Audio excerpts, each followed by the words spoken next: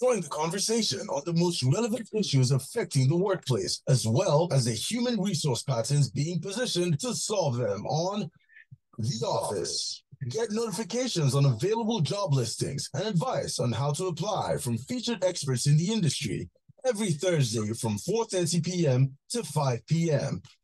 Only on Lagos Talks 91.3.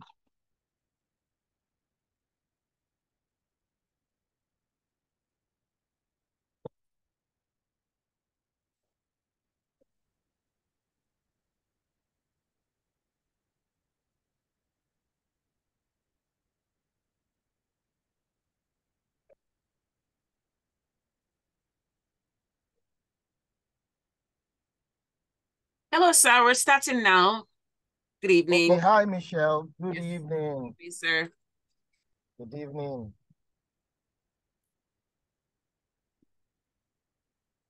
I'll introduce you shortly. Okay, that's fine. Yeah.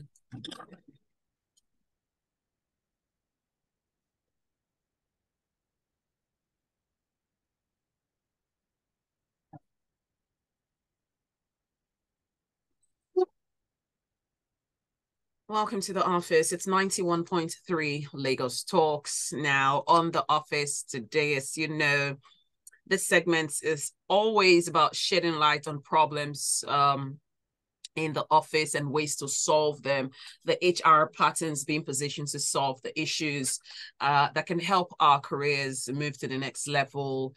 And we will be speaking with a notable individual in the corporate world to discuss the workforce, recruitments, promotions, and other workplace-related issues and values and more. Remember that this is proudly brought to you by the Chartered Institute of Personnel Management, CIPM, and Lagos Talks 91.3. Now, my guest today is a consummate human resource learning and development, talent management, and behavioral change management expert with over a decade and a half of multidisciplinary, multicultural, and multisectoral experience, exposure, and expertise spanning various climes, markets, and industries.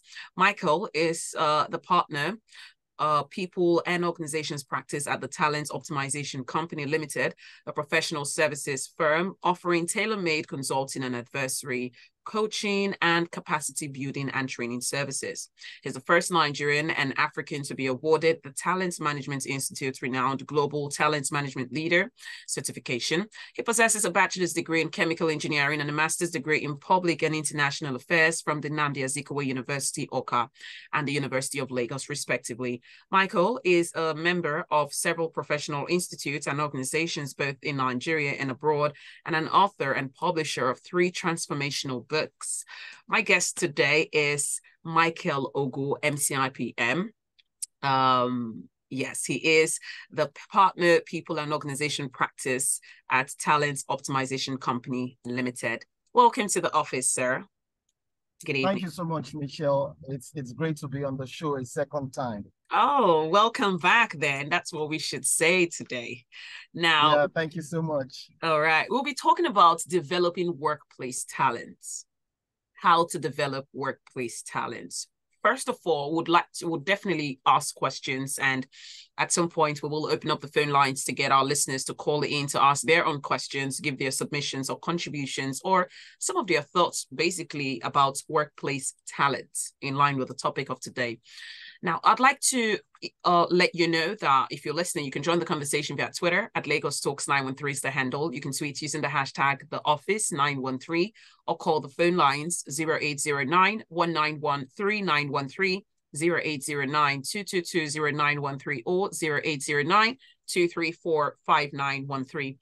Now, Mr. Michael, who or what is a talent in the workplace, and how can a talent be identified? Isn't it identified before they're recruited? How do you identify a talent within a workplace, an existing workplace already?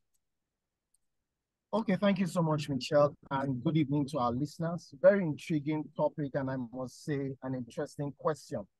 Now, within the context of the workplace, A talent can be defined as any individual who possesses a set of unique skills and capabilities that are essential to an organization's success. We can also define a talent within that same context as any individual who possesses critical competencies for the growth, development, survival, and sustainability of a business enterprise. Now, within the context of the workplace, there are several ways you can identify talents. First is from performance evaluation exercises.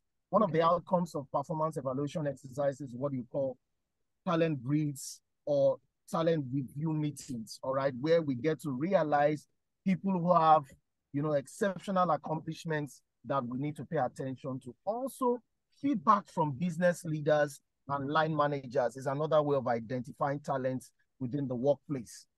For multinationals, a couple of them use assessment centers to identify talents. And then, of course, observing people's track record over a given years. So in the simplest form, Michelle, those are 4 ways we can identify talents within a workplace, just to keep it short and simple. All right, thank you. Now, how can HR professionals drive and sustain talent development in their organizations? That's a very deep question. So HR professionals first, they play a critical role in driving and sustaining talent development in their organizations. Make no mistake, not even in the current world of work where people are jackpotting and they are jackpotting. Don't mind my colloquial use of that word, where the war for talent has increased and then there is a mass exodus of talent all over the globe. So the role HR professionals play is so critical. And how can HR professionals, or what strategies do HR professionals use to develop talent? Number one is through training and capacity building. That is one of the means by which HR professionals develop talent within the organization. Then we have coaching. All right, organizations have put in place coaching schemes. Then there is mentoring. In fact, I was at an event yesterday. It was a public service event. And one of the permanent secretaries said that they have put in place a mentoring program for their level 8 to 12 officers. So even in the public sector, they are already, engaging mentoring schemes. Then there is continuous learning and career growth opportunities. For example, job rotation, all right, job enrichment, job enlargement. Then we have stretch assignments. And then you have leadership development programs and accelerated leadership development programs. These are strategies HR professionals use to develop talent in their workplace. Okay, now what about line managers? Do they have any role to play in developing workplace talents? Oh, of course they do. It seems as though the HR's, profession, as we have learned on this show for years, it seems as though it's a lot to juggle. Honestly, I feel like a lot lies on the shoulders of the HR. Given all the topics that we treat every Thursday, I get to become more exposed and aware of how deep the human resource profession is. It's really not just what you see on the surface level. A whole lot goes on behind closed doors, or behind it all. And sometimes you feel like as an employee, you're not feeling the HR, but you would be surprised what they do, that you have no idea of. So I'm just wondering, thinking about the line managers here, do they have any role to play as far as developing workplace talents, or it's all about the HR again? Thank you so much, Michelle, again for that question. And let me start by saying, Michelle, what we do in the HR function, we do it in partnership with stakeholders in the organization. Executive leadership is part of the stakeholders we work with. Line managers are also part of the stakeholders we work with. The strategies I mentioned in the previous question are executed in partnership with the line managers. And that is because line managers know their team members' strengths and weaknesses. They know their A+ players, they know their B+ players, and all of that. And Michelle, let me say that the role of HR is evolving in the world of work of today. And one of that significant role that has gradually evolved is the business partner role, where we partner with business leaders, line managers to drive the achievement of the business goals and objectives. So we partner with line managers every of those strategy I mentioned, whether it's coaching, whether it's mentoring, whether it's leadership development programs, accelerated leadership development programs, on-the-job training, job rotation, job enrichment, they are all done in partnership with the line managers. And that's because line managers have a unique perspective on how their teams run. They know their strengths, weaknesses, opportunities, and threats inherent in the team. And don't forget that the line managers are responsible. They are the first people responsible for managing performance within the workplace and not the HR function. The HR function just, plays the role of a conductor. If you are familiar with the music orchestra, the conductor is the one, who directs the choir. And then what you see at the end of the day is a harmonious tune. So we partner with the line managers to drive performance, to drive productivity and profitability. So all the aforementioned strategies in the previous question are done in partnership with line managers. All right. It's good to note that and for us to learn that. Do you think there should be a balance, such that organizations do not only focus on growing already existing talented employees, but also developing those that may be struggling? Because you said appraisals or evaluations might be a way to identify talent. But what about those who are struggling? Are they less talented? Are there strategies that are also put in place to develop those that might be struggling? I'd really like to get your thoughts on that as well, because I think the general goal is to make sure everyone is working at their strongest level. Like you said, you have to identify their strength. This is done with the help of line managers. But when you do identify this strength and those who are strong in these areas, what do you do about others that are struggling? What happens with them?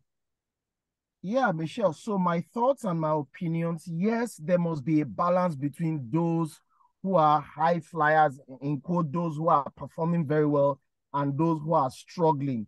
And here's why it's important to invest in such people who are struggling is that we don't want to create an organization that is not inclusive. We want to create an environment that values both the top players and those who are struggling. And make no mistake, the struggling employee can become a top performer tomorrow. So what the organization needs to do is to create an enabling culture to ensure that those who are struggling can turn around their performance. Again, interventions like counseling, interventions like performance coaching, interventions like on-the-job mentoring, all right, can go a long way to turn around the performance. So yes, I believe a balance must be created, and most organizations develop a holistic performance improvement plan to deal with employees who may be struggling to deliver on their work roles and responsibilities. Okay, so thank you for answering that. Does talent development have an impact on retention? Of course, it does. And thank you for asking that question. Okay. So, talent development has an impact on retention, Michelle.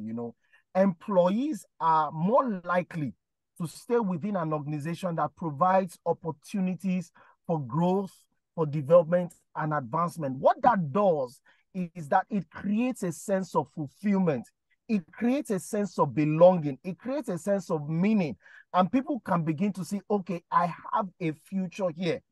So talent development has a huge impact on retention, all right? Because organizations that are deliberate in their investment in people, deliberate in their investment in talent, will reap one of the great benefits, which is retention.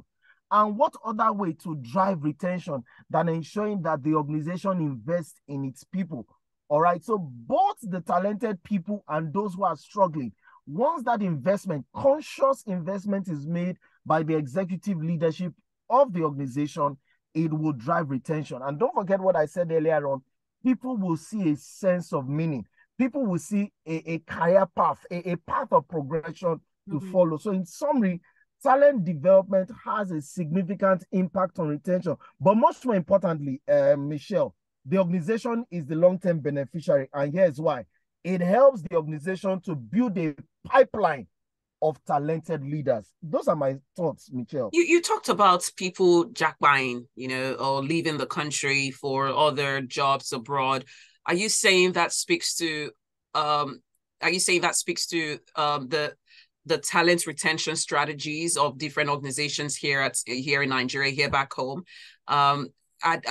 Knowing that this is a problem, knowing that people are leaving the country, HR professionals doing everything that they can to develop their strategies to, for talent developments to keep these people. Are they moving on with the times? Are they doing everything they can? Because as much as we might talk about the Nigerian economy or the failures of the government, it can't but also identify that HR professionals are not doing all that they can. They're not doing all that they can to keep talents, to retain talents. They are okay. It's almost as though if you want to go, fine. If you want to stay, fine. We want you to stay though. But if you want to go, it's fine.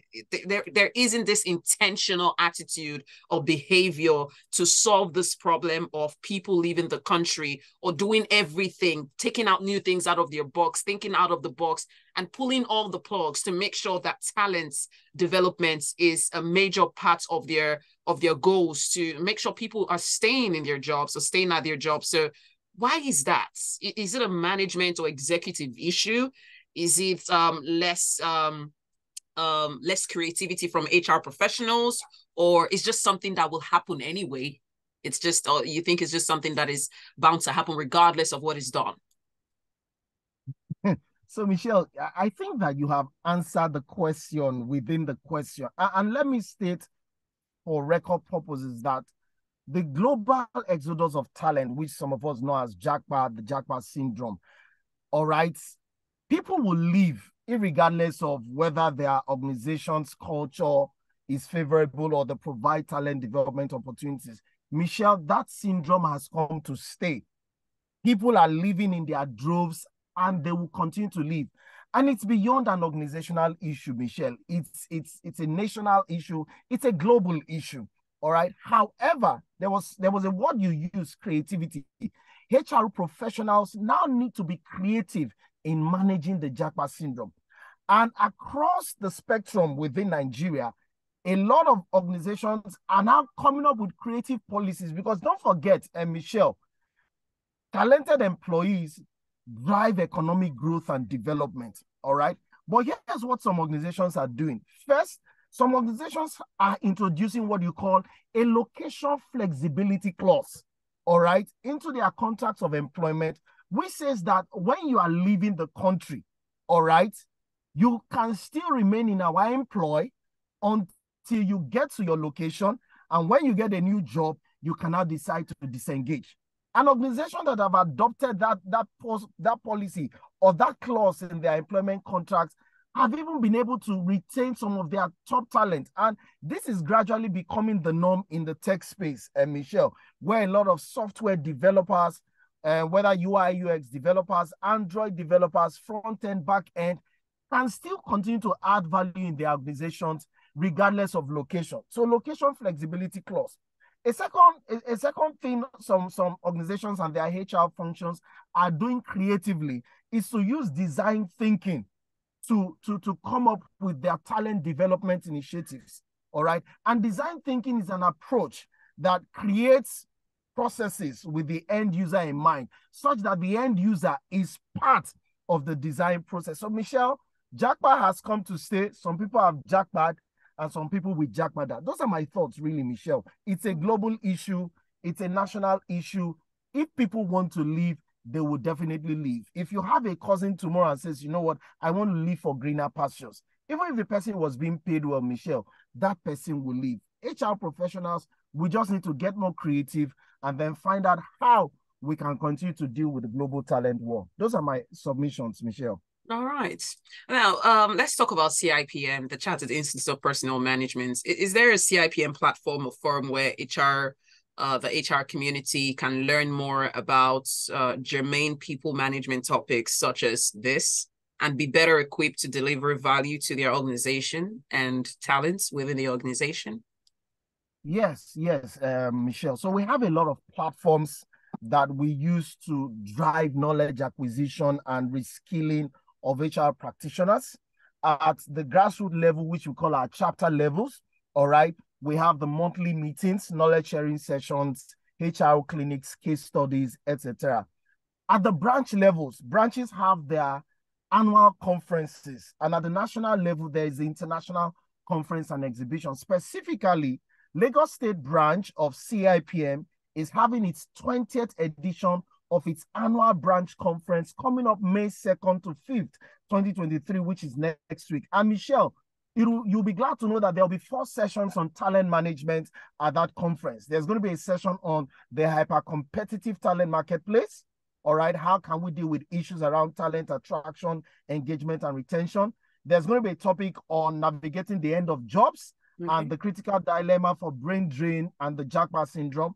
There's going to be a session on curating a unique talent experience for the now and future of work. And then, of course, there's going to be a session around effective resourcing and talent acquisition strategies in an ever-changing world. So all these platforms, even at the international conference and exhibition coming up in November, there are going to be sessions on talent management. So these are some of the forums. Even the monthly CIPM and U webinar series is also a platform. But like I said, the Lagos branch conference is coming up May 2nd to 5th, and it will be an opportunity for both HR professionals and lovers of the HR profession to come and learn more about talent management at that conference. All right. Can you please tell me about the conference? I don't know if you're the best person to ask this question, but I'm just wondering if we can get more insight to this conference. I'm hearing about it for the first time. I don't know if we should get someone from CIPM to talk about it, but I think maybe you can share something with us if you have any idea of, the location. We already know the dates.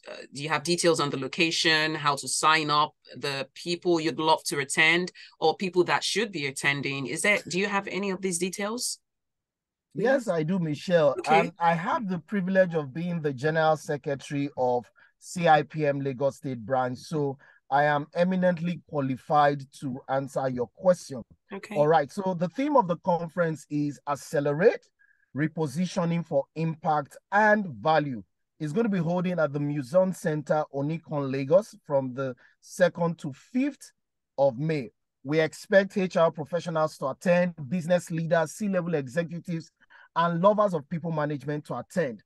To register or to get more information about the conference, you can visit www.lagoscipmconference.com. You'll get more information about the sessions, about the speakers, about the registration details, and all of that, Michelle. Okay. Lagos CIPM Conference, you said. Conference.com, yes. LagosCIPMconference.com. Okay, and it's from May 2nd to May 5th, so 3 days. Yes. 3 days. 4 days. 4 days. Oh. 2nd, 4th, 2nd, 3rd, 4th, and 5th. All right, 4 days. And all right, Muson Center, Onikon, Lagos. Accelerate, reposition for impact and value. I just checked the websites. That's why I'm quoting everything you said. All right, so it's interesting to hear. Thank you so much for sharing this with us. Is this the first of its kind, or this is the 20th edition? Yes, the 20th edition of CIPM Lagos State Branch Annual Conference. So it's our 20th annual branch conference, and it is a milestone edition. What's the impact so far? 20 years, if it's an annual thing, it's a very long time to be hosting, to host conference like this, with the themes and the impact. I'm just wondering what has been the feedback so far from past editions or conferences held on this same subject matter? Wow, interesting question, Michelle. And you'll be glad to know that I've been a member of the conference planning committee for Lagos State Branch over the last 6 years. And I'm the immediate past chairman of that committee as we speak, even though I am also the Secretary General of the branch. All right. And so over the years, the feedback has been positive. And we've had a lot of young HR professionals, mid-level professionals, able to take actionable points from the conference and immediately implement in their organizations. We've also had people who have been able to meet some of their employers, would-be employers at that conference. In fact, a lot of people through networking and, accessing industry leaders, thought leaders, subject matter experts, have been able to, change their job. So, Michelle, these are some of the benefits that will accrue to anyone who will attend the conference. Wow. Is this a paid conference? Would people have to pay? Is it also going to be hybrid? Can people join? I mean, I know it's a Lagos thing, but for people who may not be able to be there in person for the 4 days, can they join online, or they have to be present at the venue? Yes, they can join online. So it's a hybrid conference, Okay. and the conference fees are different for those who are going to be physically on ground and for those who are going to be on site. Okay. The virtual registration fees is 50,000 for members Okay. and 55,000 for non-members. And then if they want to attend the conference in person, the registration fees is 70,000 for members and 75,000 for non-members. The conference fees covers the conference kit and souvenirs, tea break, lunch, access to the gala and the gala night and conference party, conference materials, games, just to mention a few, Michelle. Wow. Wow. So you weren't going to tell me all these things. If I wasn't asking, you'd keep all these interesting details of the conference to yourself. I'm so glad I asked, because at least now people understand the value, the impact, and the networking opportunities, and of course the launch and other entertainment side attractions like the gala nights that you mentioned. I think is a fully packed event or conference for 4 days. It's going to be interesting to be a part of it all through.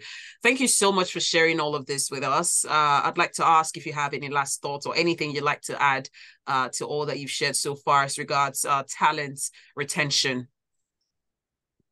Yes, Michelle. So my closing thoughts would be that organizations need to begin to rethink their talent management strategy, their talent management ideology, and their talent management philosophy. And here's why: because talent is now a huge source of competitive advantage for organizations. And those will be my closing thoughts, Michelle. All right. Here is a message saying, I'm listening from the UK. Lagos Talks has become my daily companion. Kudos, guys. All right. Thank you. And he's also saying, even the HR staff are leaving the country as well. Wow. Okay. Is that something you've observed as well, Mr. Yes, Michael? I have. I have, Michelle. And the truth is, like I said, Michelle, people who want to leave the country, all right, for whatever reasons, whether personal reasons, professional reasons, they will leave the country, all right? And a lot of my friends, in fact, Michelle, I can count this year alone, 5 of my HR colleagues have relocated to Canada. 3 have relocated to Canada, 2 to the UK. All right. Wow. So the jackpot syndrome is not only to the HR profession, it's everyone. All right. Those who want to leave for legitimate reasons, Michelle, will leave. But then again, at the national level, all right, and this is my take, we must begin to rethink how we manage human capital at the national level. The Federal Ministry of Labor and Employment needs to begin to work with CIPM to see how we can drive a new talent agenda that will bring about economic growth and development, Michelle. All right. Wow. Thank you so much, Mr. Michael Ogu, for joining us and for sharing all of this with us. We do appreciate you. We hope you have a beautiful evening and an amazing conference coming. I think it's about 4 days from now, from May 2nd to May 5th. Now, for those listening, to sign up and be a part of the conference, it's www.lagoscipmconference.com. That is lagoscipmconference.com. It's happening from the 2nd of May to May 5th. And it's going to be a fully packed 4-day conference event. So be a part of it, sign up. It's hybrid. I'm sure when you check the website out, you would find the schedule and the time so you can avail yourself and plan accordingly. Mr. Ogu, appreciate you once again for joining us today on The Office. We hope we have you back again to share more about CIPM with us. I hope to be back. All right. Have a beautiful evening. And you too, Michelle. Thank you so much for having me. You're welcome.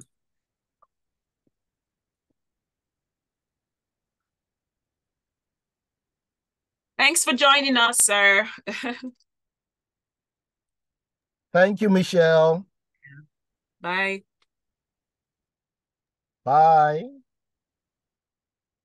They say the morning shows the day.